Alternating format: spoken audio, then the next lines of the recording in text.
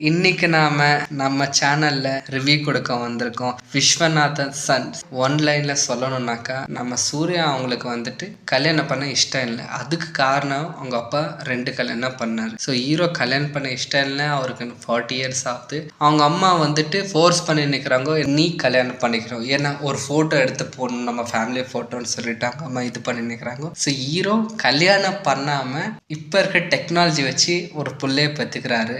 அந்த புள்ளைக்கு வந்துட்டு போன் மேரோ இஷ்யூ வந்துட்டு வருது. அதனால அவங்க மதரை தேடி போய் போன் மேரோ எடுத்துக்கிறாங்க. இதுதாங்க ஒன்லைன் ஸ்டோரி. மூவி எப்படி இருக்கு ஓவராலா கேட்டீங்கன்னாக்கா, ஃபர்ஸ்ட் ஹாஃப் எல்லாம் எடுத்துக்கிட்டீங்கன்னாக்கா செம்ம ஃபன்னா எடுத்துட்டு போயிருக்காங்க. ஹீரோனி ஆகட்டும், ராதிகா மேம் ஆகட்டும், அவங்க 2 பேரும் காம்பினேஷன் செம்ம ஃபன்னா இருக்கட்டும். செகண்ட் ஹாஃப்ல தாங்க ரொம்ப பிரச்சனை. ஏன் அந்த பிரச்சனை வருதுன்னு பாத்தீங்கன்னாக்கா, Radhika madam rest and peace பண்ணிடுறாங்க. ஸோ அதுக்கப்புறம் மூவி போய் நிற்கிற இது டவுன் வந்து ரொம்ப சேட் மூவ் போகுது.